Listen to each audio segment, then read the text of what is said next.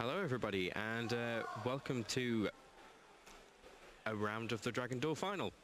It's either going to be the final or the third-fourth playoff, which we're going to be finding out very soon. It's Brandon Bird versus Clayton Hill, both from the USA. Two remaining Dragon Duelists from the United States. Actually, both Dragon Duelists from the United States. Yes. In this case. And also they're both running Infernity. So that could be, I mean, it could be either an incredibly complex match or a case of somebody goes first, plays all their cards, and the other one says next game. Yeah. We don't know which one we're going to get until the match itself begins. So, I mean, is there anything different about these two? One of them is running Dinotherium, the other's not. Brandon Bird is running none of the special summon tricks that we saw from Oliver Tomiko's deck and basically most of the other Infernity decks in the tournament. And Clayton Hill is running one copy of Dinotherium. But let's let them introduce themselves. Yeah.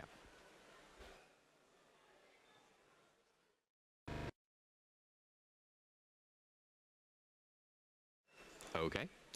Or they won't. One copy of Dinotherium. Yeah. Gives him a special summon option from his hand without having any further card effects. And here are the players again. Clayton Hill, USA. Brandon Bird, USA. So Dinotherium gives him a chance to special summon early and often that his opponent isn't going to have. And if he does get the first turn, he's going to have a greater opportunity to begin his combos before his opponent can. And in Infernity, if you have all your Infernity barriers and breaks down, and your opponent doesn't, there's not a whole lot they can do about it. No. No. Just two big combo decks. Yep, well, two of the same big combo deck. Yeah. And both of them running 18 spells. Higher trap counts in these decks than we normally see. 8 for Brandon Bird, 7 for Clayton Hill. And Brandon Bird comes from more of the Tomiko school of Infernity trap lineups. He's running the 2 trap stuns and Solemn Warning. And he's also running Compulsory Evacuation Device. Always a useful card, especially when you're thinking that you're going to run into a lot of Exceed summons. Yeah. We also see Compulsory on Clayton Hill's side, along with the Warning, and a bottomless trap hole, but no trap stuns. So it'll be interesting to see if trap stun figures into the game at all, and if it gives an opponent who went second a chance to win, either by disabling Infernity Barrier, or just making it so that a key Solemn Warning can't be played. Now, do we think this is going to be a quick game? I think it'll be quick in terms of number of turns, but not so fast in terms of amount of time taken. Infernity is extremely complex, and we saw last turn once Oliver's deck got going, he was going for quite a while, all on his own.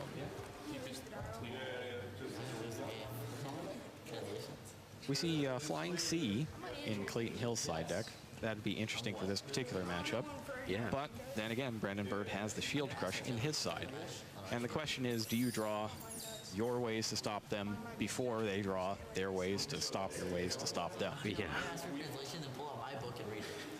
So if you can keep all of that together, then you're on your way to being able to understand how the Infernity deck works. Yeah. Now looking at it, we've got in both decks kind of a way of just eliminating type. Yes. We've got Zombie World in the side deck of Brandon and DNA Surgery in the side deck of Clayton. I mean, what are they really looking at to stop them? Well, the interesting thing is both of them are running Archfiend Palabyrinth. Yeah. And then we've got Zombie World in Brandon Bird's side deck. So both players are allowed to have a field spell, but even though Zombie World can't replace Archfiend Palabyrinth, it can disable the attack boost to Fiends. Yeah. You're a sack.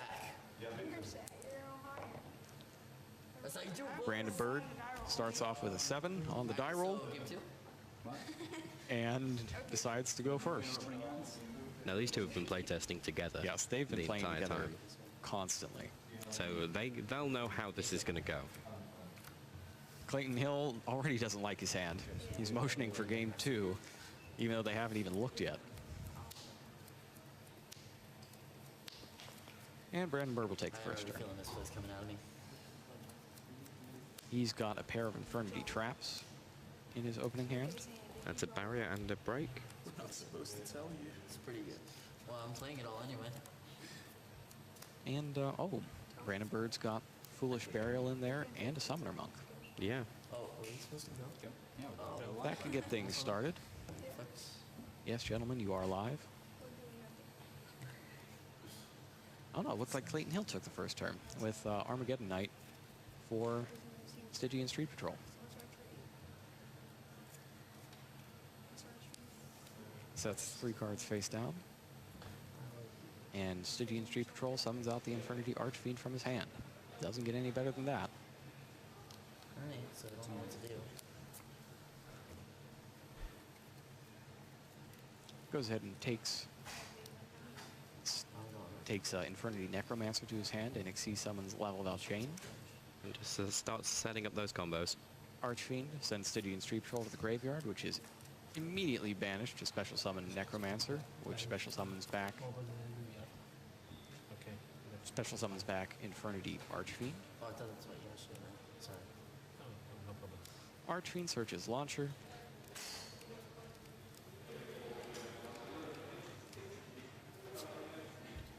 Launcher goes face down. And Instant Fusion is next. Clayton Hill has a Fusionist. He's also got Camion Wizard. Oh, that's good. That means he can play fusions. Level 3 or 4. He goes with Camion Wizard for the 4 to get the second level Valchain. And quickly detaches Infernity Archfiend. The Launcher is face down. And we're going to see this level Valchain send Infernity Necromancer to the graveyard. Launcher's flipped up, sent to the graveyard, summons back Archfiend and Necromancer. Archfiend searches Infernity Barrier.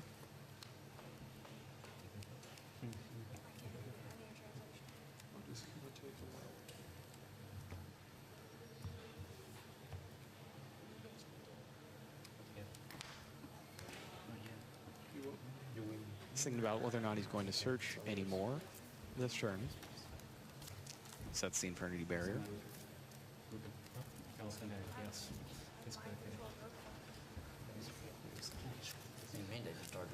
And it looks like he's thinking about a rank 3 monster. It would be the way to go at the moment. Now, what rank 3s has he got? He's got Leviair. Yeah, Leviair would be helpful. And there he goes. He's played Leviair. That's it. Just Leviair. Stop. Stygian Street Patrol. I'm pretty sure I just heard somebody say stop. Stygian Street Patrol comes back. It'll soon be joining Infernity Archfiend most likely, but not this turn. Instead, he passes over to Brandon Bird with an absolutely stacked back row with Mystical Space Typhoon, Infernity Barrier. Barrier is used against the Typhoon. Summoner Monk. Summoner Monk is up. Discarding. The Mystical Space Typhoon is used on the Infernity Barrier. Monk is next, discarding Foolish Burial. Bird's got a monster in his hand, so Greffer is an option here.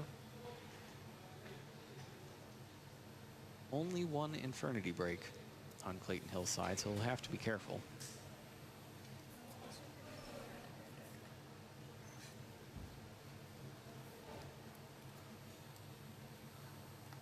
He's looking at another Summoner Monk. Interesting.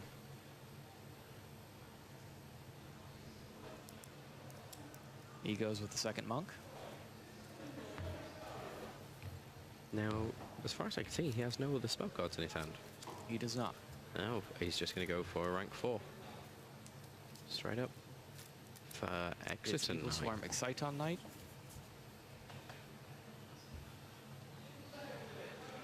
And with that, he could clear out the entire field. Detaches to activate the effect.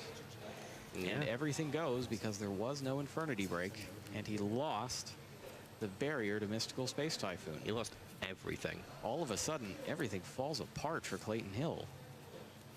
All on the back of an Evil Swarm Exciton Knight.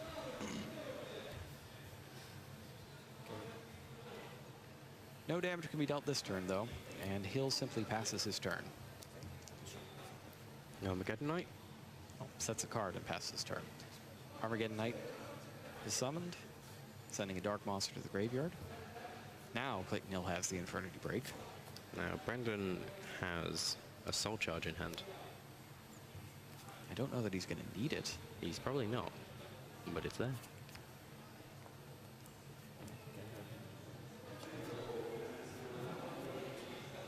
As Clayton Hill checks through his graveyard to find out what he has left in deck that could help him out here, Armageddon Knight is busy sending an Infernity Archfiend to the graveyard.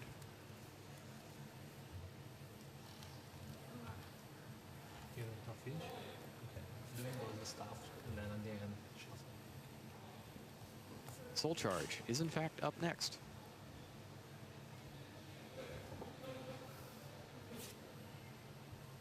He's got Summoner Monk and Archfiend in the graveyard. He could make himself some pretty rank 4s. He could. He's got a Master Key Beetle in his extra deck, actually, which is what we might see happen eventually with the Monk and Armageddon Knight. Archfiend getting a launcher. Or maybe a Mystical Space Typhoon. He's not too sure. I don't think he can take the Mystical Space Typhoon. He can't, but unless he's it's looking at it. Infernity Typhoon. Launcher is taken, and he quickly sets it. Which would be overpowered. It'd be pretty good, yeah. Please do not make Infernity Typhoon. Oh, they already got is- Infernity Break. Yeah, that true. destroys anything. Yeah. Two monsters are combined, and with that Infernity Launcher face down, And that's a Lava Launching. Infernity Break is used.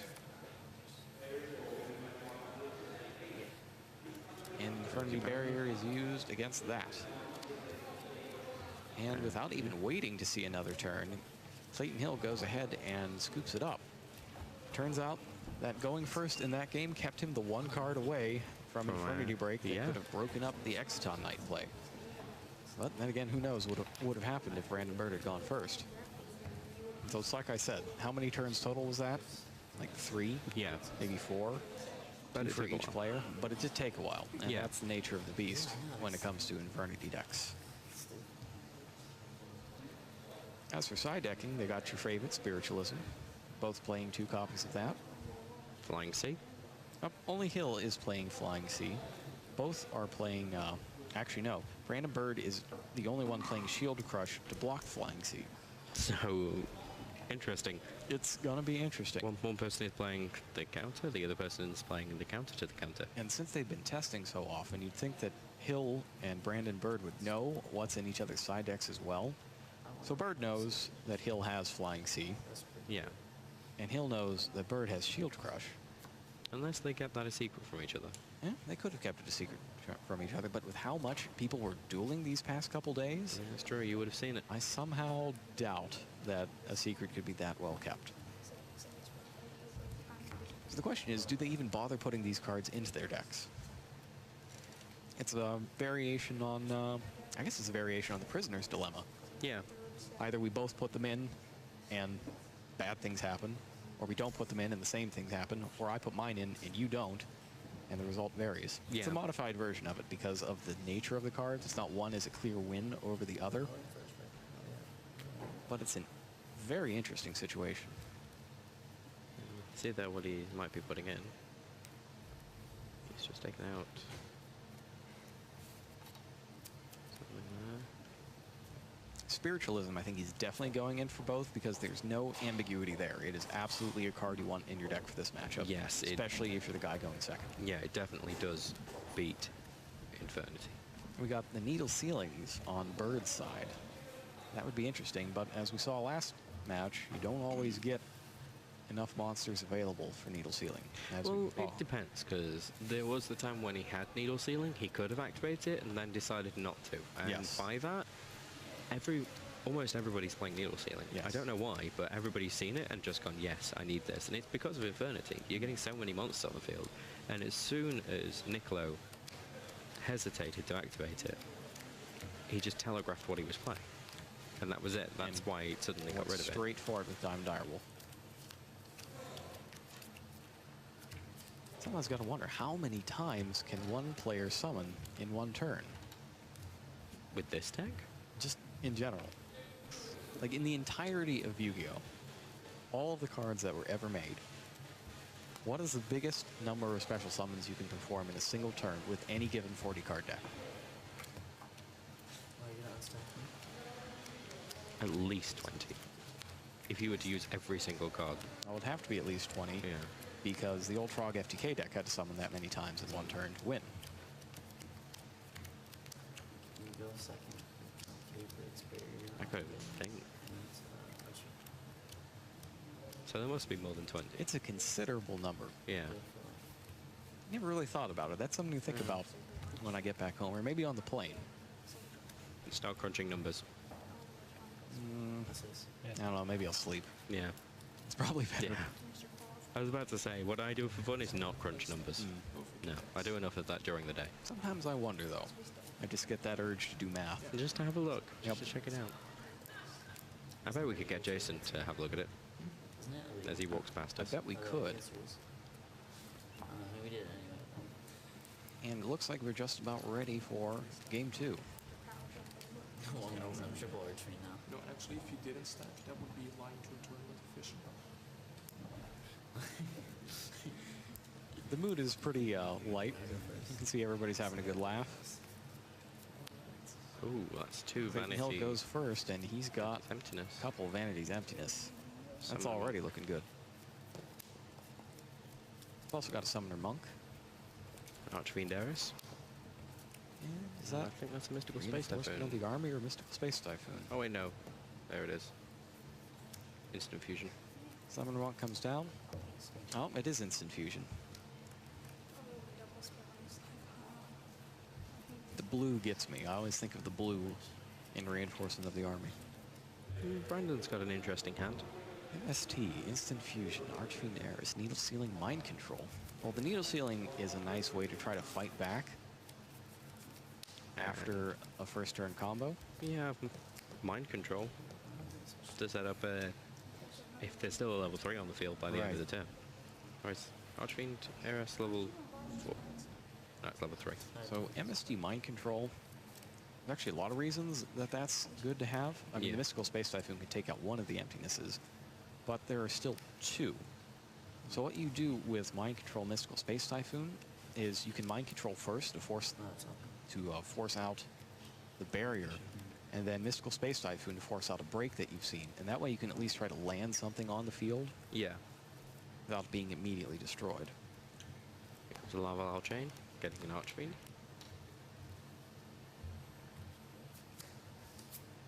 Archfiend goes, well, it's going to go on top of the deck.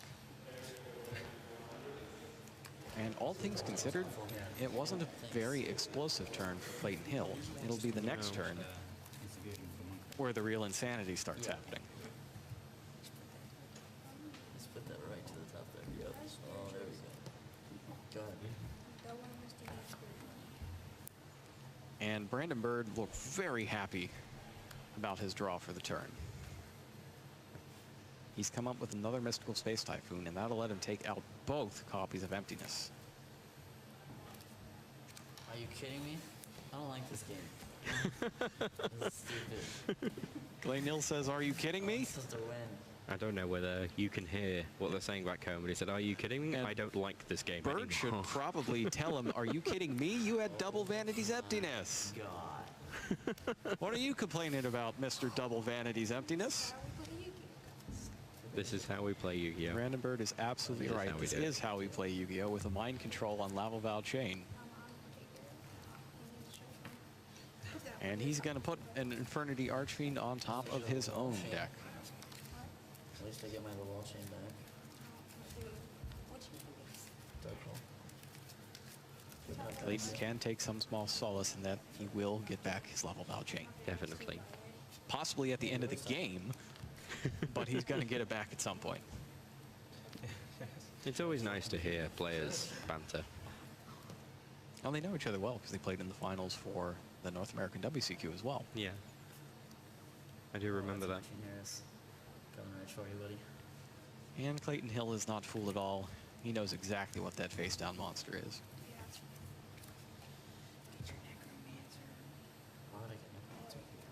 Infernity Archfiend is drawn and special summoned. Second Archfiend is added. Stygian Street Patrol is banished to special summon. Infernity Launcher comes up next. You'd think he probably would have realized why that Archfiend was set rather than summoned. And Brandon Bird is taking a look at his face-down cards as if he had a third Mystical Space Typhoon, which he does somewhere. It just does not happen to be on the field at this moment. So you said break, right? No, it's launcher. Launcher is set face down. Archfiends are combined. And Clayton Hill, Clayton Hill only Diamond has 2 Direwolf. Lavalval chains. He's going to go ahead with Diamond Direwolf and target one of the face down Oh, cards. and he hits the needle ceiling. He does hit the needle ceiling. And that, once again, he had a chance to activate it right there, didn't he? And he didn't just do didn't do it.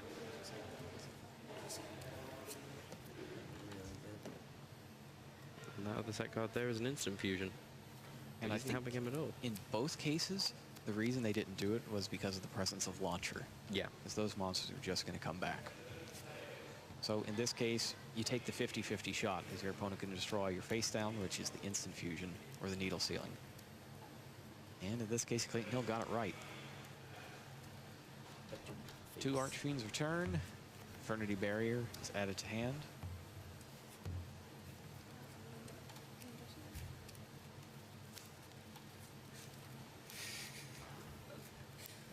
And I think we're about to see some battle. You forgot to put the extra units on. Just kidding. Second. Lavalval chain attacks. Is that Stygian? Oh, Takes out Archfiend Eris. is it? Don't worry, I got this. What are you What doing? happened? No, you can ask us for translation. Yeah, ask me. I got her. And the question is whether or not Archfiend Eris is optional. Clayton Hill seems to be prepared. He's got some printouts He's got his from own the card translations. database. Impressive. And what he really wanted to do was force Brandon Bird to activate that effect and get the Infernity Archfiend off the top of his deck. Unfortunately, it is optional.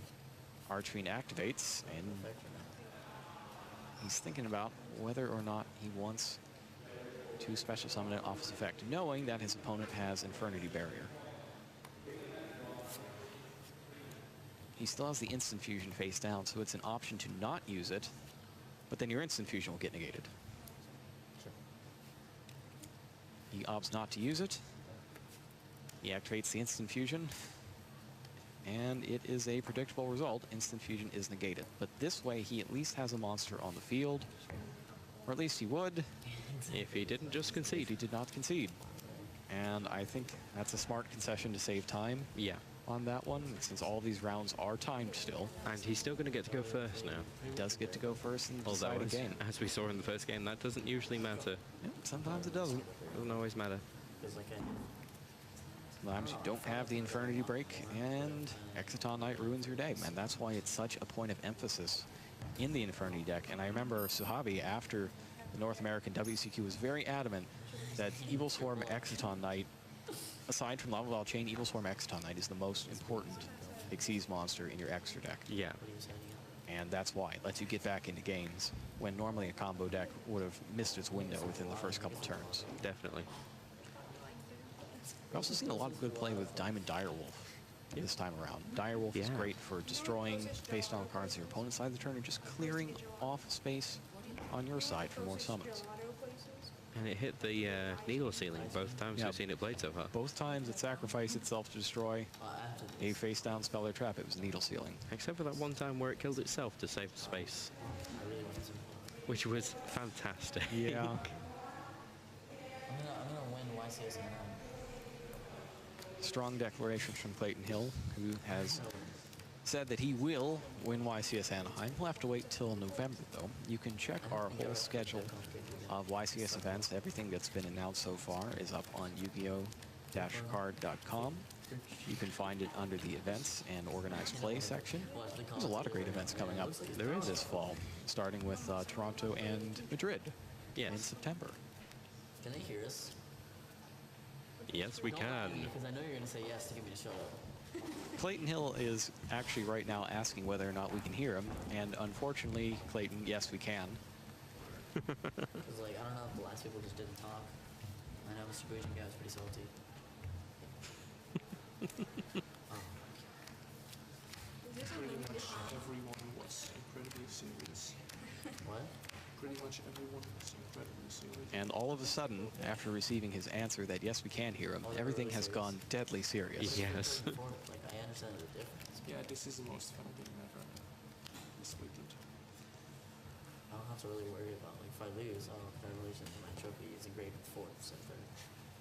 And Brandon Bird is If I going to lose, get I have a the chance to go first. $2,500 prize card down the drain. Clayton annoyed that if he loses, the only thing he's annoyed about, his trophy will say 4th. This is his all money that I've done. You know, you got to be mad about that. If you're a competitor and your trophy doesn't say first, you Yeah. got to have that little edge, the chip on your shoulder You don't that really says want- next time it is going to say This first. is, no, this is mine. This is mine. But yeah.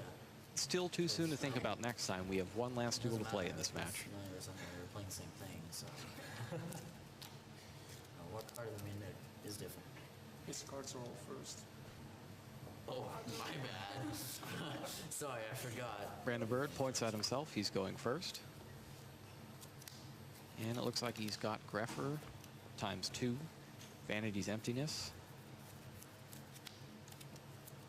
and pair of spells, Reinforcement of the Army, and Mystical Space Typhoon.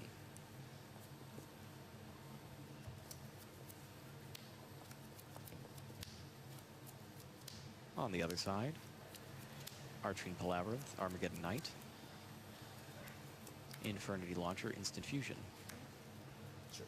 What was the secret first? Strong hands. Right? First off is the Greffer. Greffer pitches Oh, Greffer. relax. You're trying to make me look stupid, aren't you? And the double Greffer play winds up in Stygian Street Patrol. Stygian Street Patrol to the graveyard. Cool. Set to Archfiend over so good this game.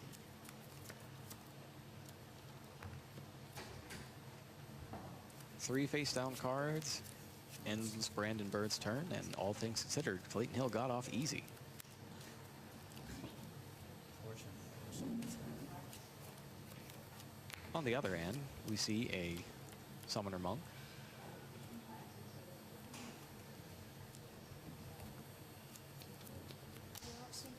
Where is that? Vanity's Emptiness. Compulsory Evacuation Device is the trap in Clayton's hand. But Vanity's Emptiness could just put a stop to whatever Clayton Hill is planning.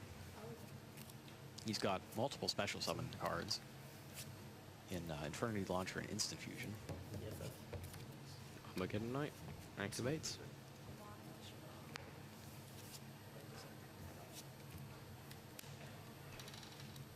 And he sends Infernity Archfiend to the graveyard.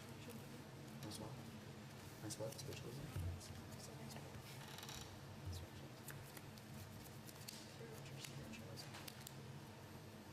You have emptiness. I have meetings on me. Instant Fusion comes up next, and he does have the Emptiness. He does. Two of them slided in. Instant Fusion takes 1,000 life from Clayton Hill and doesn't give anything back in return. But there's the Palabyrinth. Labyrinth and set card are up. And in the end phase, Mystical Space Typhoon destroys Compulsory Evacuation Device and turns Vanity's Emptiness off, Wow. so that Clayton Hill can start special summoning again. Better not. Oh, okay, sure. Reinforcement of the Army flips face up. Oh, this is gonna end not in my favor. And he's looking for that Armageddon Knight. It's just something. It's the last warrior in his deck. It's probably a good thing he drew the reinforcement at that point. Yes, instead of the Armageddon Knight itself. That was almost one of those things where you get every warrior in your deck and reinforcement of the army.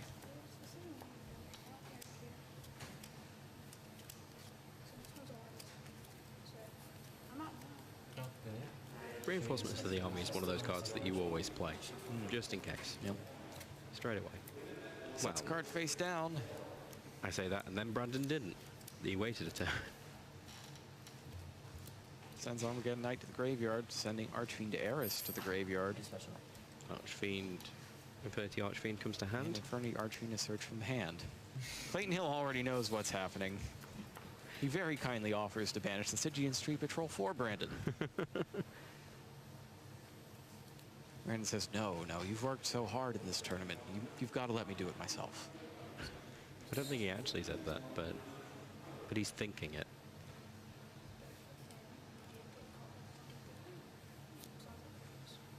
And so you can see in his eyes, but from our angle, all we can see is the top of his head.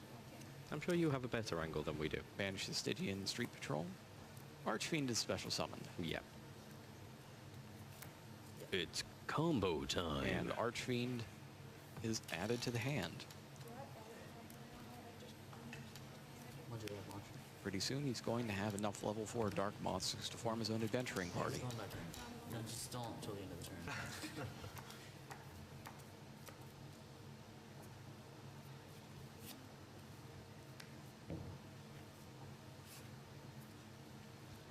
Archfiend, or rather Armageddon Knight, Thinking about it. Maybe? thinking about Xyz summoning now. He's got Infernity Launcher face down. So what he really wants to do is get both of the Archfiends remaining into the graveyard. So he's discarding that Archfiend. That's what he's doing here. Oh, and that's a Stygian Street Patrol that he's got at the top of his deck there. That's going to the graveyard. Are you writing down that One Archfiend in the graveyard, another Stygian Street Patrol in the graveyard. Yep, still charged. Yep.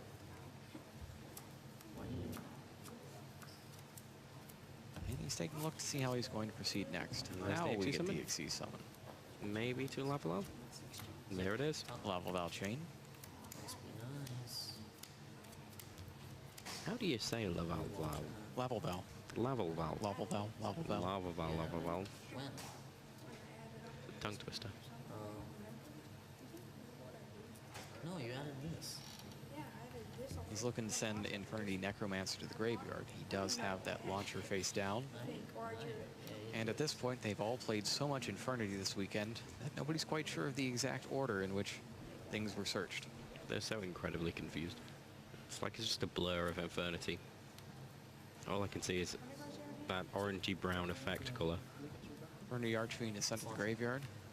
I deleted it by accident. Just tinges of Xyz. Infernity Launcher slipped face up. He's playing his turn for him. He knows what's And coming. once again, he makes the offer to play it for him. And Brandon still says no. Also, this goes up here as he moves his banished cards to their proper place. You put your graveyard in a pile and unsloppy your field a little. Unsloppy your field. He's looking to search for Thank you. the remaining Archfiend. He still has Stygian Street Patrol in his graveyard, so he can get it right out of his hand. But instead goes ahead and picks up Infernity Necromancer. He hasn't used his first Necromancer effect yet, but he does need to clear up some space if he's going to make these plays.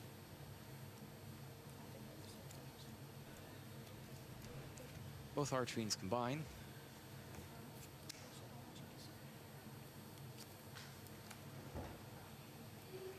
And Diamond Direwolf hits the field. It's going to clear up a lot of space and get some Infernity Archfiends into the graveyard. And Interesting. he very smartly takes out the Palaverance to cut down on the number of combo plays that Clayton Hill would have access to should he survive this turn. Infernity Archfiend is summoned. Looking in Clayton's hand, there isn't much options in there to be able to stop anything that's happening right now. Two Necromancers summon two Archfiends back to back, with Infernity Barrier being set in between. And joining it is an Infernity Break. But that's not all he can do. The combos can, in fact, continue further, if he so desires.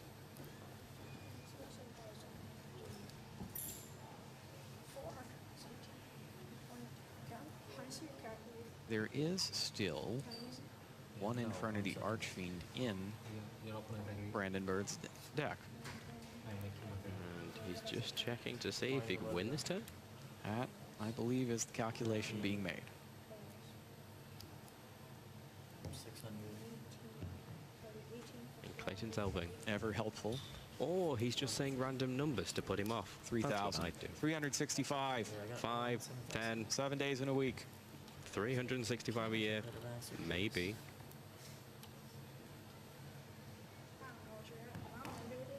And they give up on the calculator and continue on.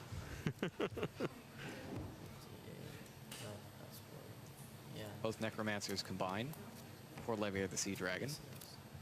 That Sea is Dragon a- brings back a Stygian Street Patrol, which can actually do some extra damage to the tune of 100 per star, per level star on the Infernity Archfiend.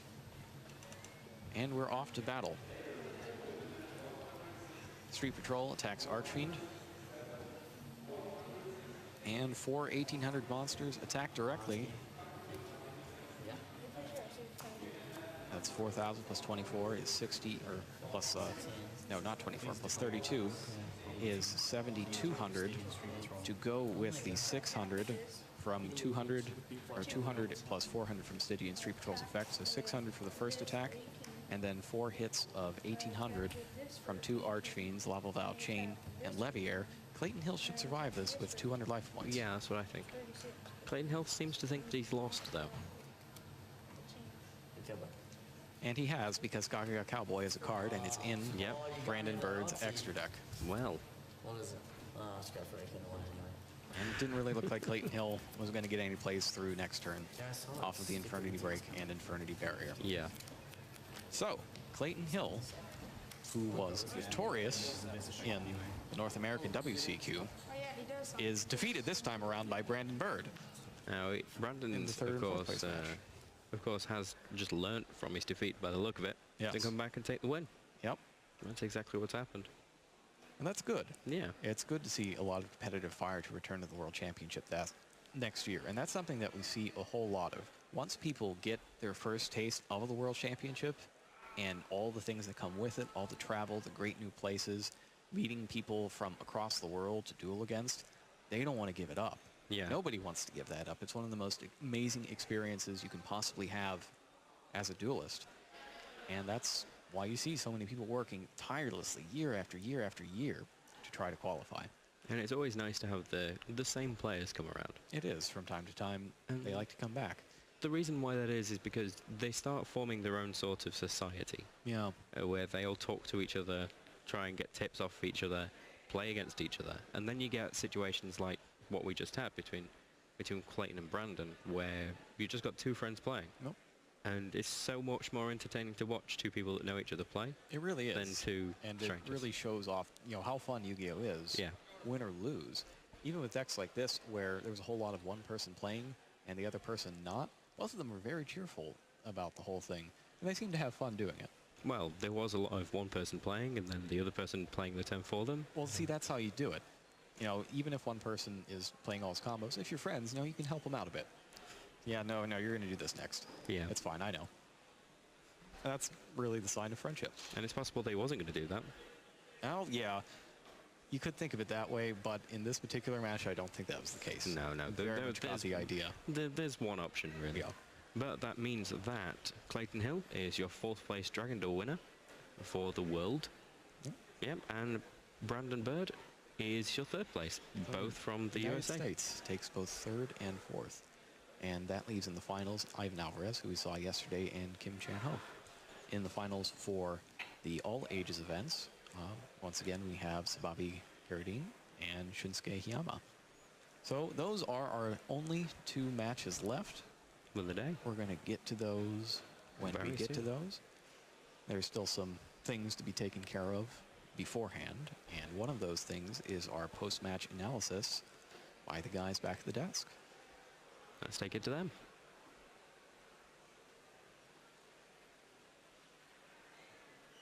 We could do post-match analysis. We too. could. I mean, All right, thank you, Jerome and Rob. Fantastic job, as per usual. And now we are here with our 3 wonderful analysts, Jarrell, Matt, and Jason. You guys, take it away. You're welcome. That was... Oh, there you are. That was a great rematch of the North American WCQ Dragon Duel final. Clayton Hill versus Brandon Bird. Brandon actually getting his honor back there and taking down the win. It wasn't an exact replica of that match because no one was playing Gear. Yeah. But That was even tighter in theory, matchup-wise. So. That match was way more interesting. yes. Should we go to the first highlights? We can start talking about this. Yeah, absolutely. Let's check that out. See what Infernity decks do. So yeah, this is a turn 1 play. So if you guys at home just get a pen and paper if you're interested in picking up Infernities, just copy this. Armageddon Knight for Stygian Street Patrol, loading up the graveyard for the future special summon of the Infernity Archfiend, banishing Stygian Street Patrol for its effect to allow that special summon. And Clayton Hill is so familiar with this deck that, I mean, at this point all these moves are just so routine for him. He like casually throws down the 3 back row sets. Yeah, you just see, because his hand, the way he's leaving his field, it looks kind of sloppy. Yeah. But it's just because he's just doing everything just so fluidly and quickly. Searches out the Necromancer off the Archfiend, overlays for the Valval Chain. Yeah. Brings out the Necromancer, uses it to bring back the Archfiend, and searches his deck. For the launcher. This was the #1 reason this deck was so feared for this tournament. Yeah. Is this happening to you on turn 1. And an instant fusion.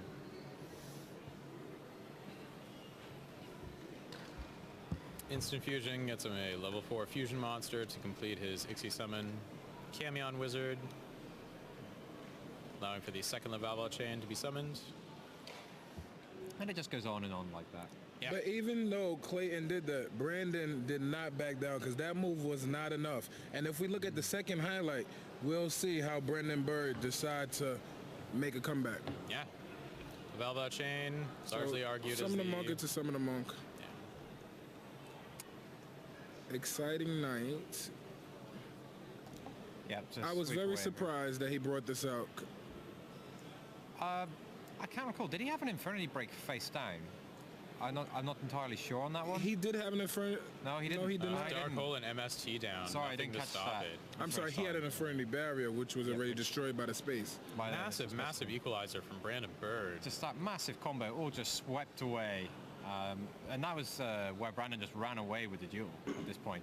Even though that was an incredible start for the Infernity player, with all the field full of monsters, punished by the Exaton Knight.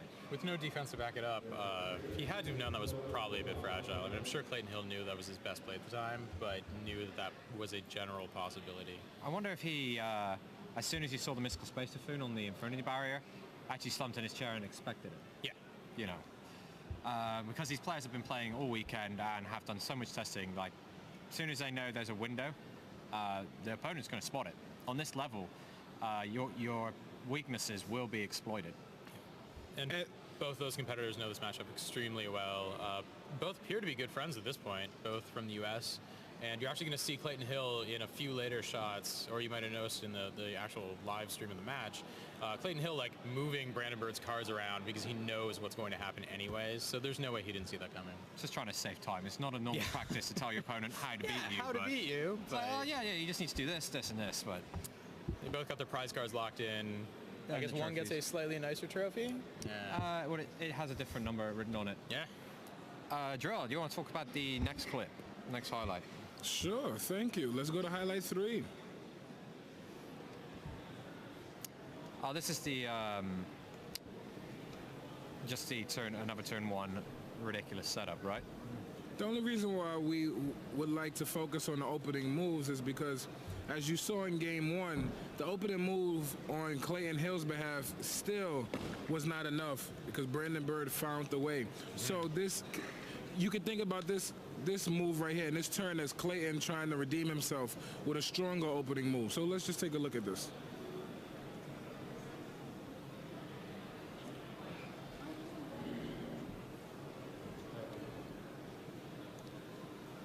Stygian Street Patrol is a very awesome Oh, this card. is where he opened double Vanity's Emptiness, right? That was... and Brandon The had the game. 2 mystical space typhoons. We actually Yes. heard on the audio, "Are you kidding me?" Which was quite Clayton hilarious. was rather stunned. Although it's just as equally ridiculous that he started with 2 Vanity's Emptiness and Oh yeah. it's just having. What is the actual percentage chance of that happening? Or is that too difficult to work out? No, I can totally check that. Oh, of both players having of those the, cards? The two mystical space typhoons and the 2 Oh, I don't think I Vanity can do that, but I can give you the individual numbers. Give me 1 sec. Is anybody playing upstarts? Let me check. Clayton Hill's playing 3 upstarts. So as you Three can upstarts see, for Brandon. Clayton Hill clearly believes that 1 Vanity's Emptiness was the way to go. But he decided to set the other one just in case. And Brandon Bird draws, and he decides to activate one of his Mystical Space Typhoons, which you will see, and then Yeah. if you watch the stream, you'll see that. But then after that, he activated another one and said, "Are you kidding me?" So I don't. That's probably the best reaction that I've seen thus far. Well, when you have a start like that and you're feeling very confident about it, Yeah. you're like, okay, What could possibly stop this? my opponent's not going to combo off on all of their heavy special summons, and then, oh, he just swept that. Did Clayton have Started 2 with. Vanity's Emptiness inside or 3? Clayton, let me just check for you.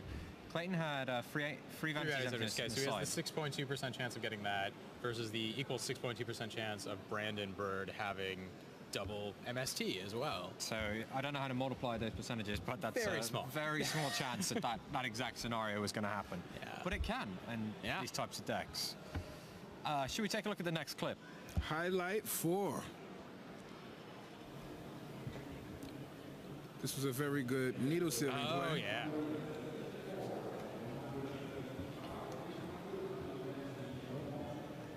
It seems like Clayton was just playing just to do everything he could.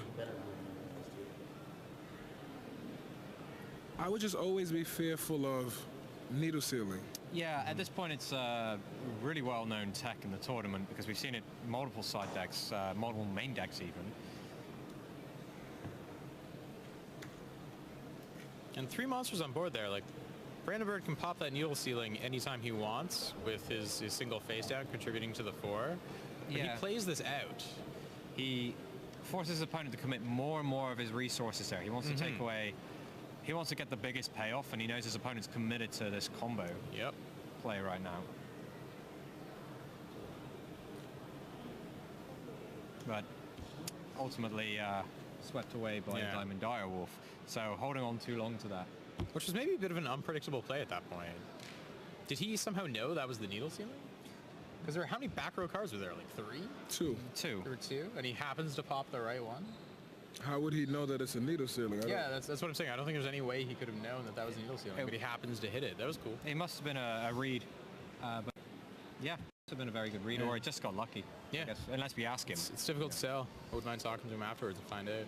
And with Clayton Hill playing very professional in that game, we will see that he ultimately wins the game, and then we can only go to game 3 for the next highlight. So let's go to highlight 5.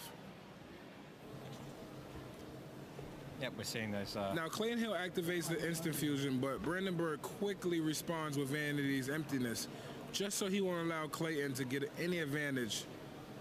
Yeah, he does not want him comboing off, so he just ports the turn. Now, this is a really interesting play that we talked about why he puts 2 play. interesting things going on here. Yeah. There's going to be the actual play that's made, and then there's a question that this sort of leaves us with. So the cool thing here is that Brandon Bird knows he can flip the emptiness, and because he has enough cards, including the MST face down, he can shut off the emptiness whenever he wants, which is very quickly because he wants to be able to grab a potential top-decked Archfiend. So he knows that he can flip the emptiness, shut down his opponent's play for 1 turn, and still be okay with his own plays. And that's very straightforward. It costs Clayton Hill the compulsory evacuation device, which would have allowed him to break up Brandon Bird's plays. But the interesting thing is that Palabyrinth in the background. Yeah, can we just get the card text for Palabyrinth real quick? pull that off. We were trying to just figure out what the strategic importance was of him doing that, because he's still holding 2 cards in hand at this time when he ended his turn. So even if his top deck was an Infernity Archfiend, he wasn't going to be able to go off there. So we got a little bit lost. We'll just check the text to see if there was a strategic reason for why he could have done that. No, it's all 3 monsters you control. Okay. I still can't see why why he would drop that down. So What did you want him to do? Set it or just hold it? Well, he had Summoner Monk in hand, so we could have held the Palabyrinth and used it as a potential pitch. Like there was no actual. there was 2 warriors. There's something we're not seeing, or it was a mistaken play. I'm not pretty sure, giving him the benefit of the doubt, that there was a reason. So I don't. made Maybe sense. he They were- wasn't. Maybe he wasn't planning on using the Summon Amongst effect later on, or ability rather. And there's gotta be something there. Like Clayton Hill knows his deck inside out, so. Well, even though Clayton knew his deck inside and out, if we go to the highlight 6.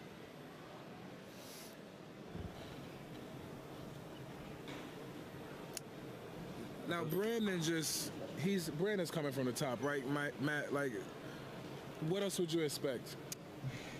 No, he's at this point he's shut down his opponent's entire turn. He's feeling very confident with this. Is this the part where Clayton actually starts just helping him by moving his cards just to save time? I think that's off the Infernity launcher play. Oh, that's a little bit later. A little bit later. Right. Not too far though. Yeah, Brandon's just very comfortable here because there's no back row cards to contend with. His opponent's just got 2 cards in hand.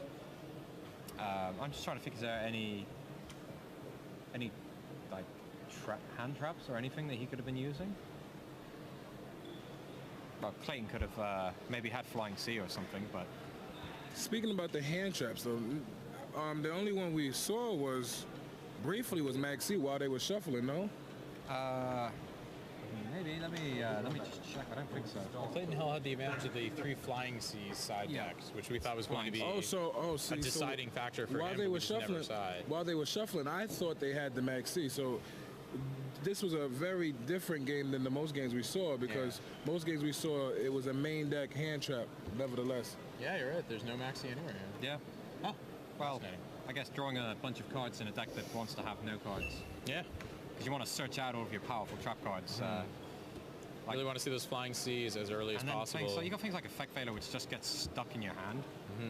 If your opponent doesn't give you a window to open it, and then you do draw your combo, you can't go off. So you can't take hand traps. I mean, that was a possible issue of Flying Sea. It's great in the mirror match. That's the only time you decided in.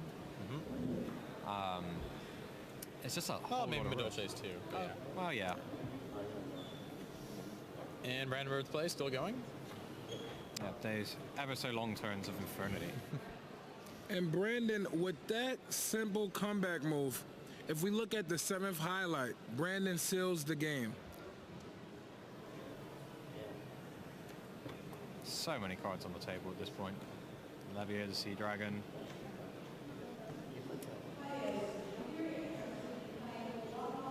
A little bit of math going on as Brandon goes for the attack. We'll just let you guys check this one out for a second. I think just considering at this point, Clayton actually like doing the math for his opponent to see if he's dead. Yeah, I think he's just considering, do I scoop up my cards here? Yeah. And after this, I believe there's a few more following plays. Yeah, I'm pretty, if I remember correctly, Clayton doesn't actually get a turn after this. Yeah. Oh, he does go for the attacks here, yeah.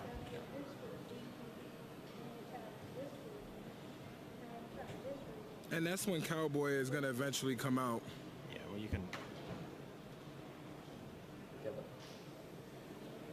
It's that Cowboy for game again. Just again, rearing his little hatted head this weekend. With that little extra reach, it's only 800 points, but it makes all the difference. But your opponent gets in the danger zone, and he's just there to sweep in and take you out. So as you can see, win into actual victory. So as you can see, Brandon Bird got his revenge. And with that being said, I would like to give it back to Jessica.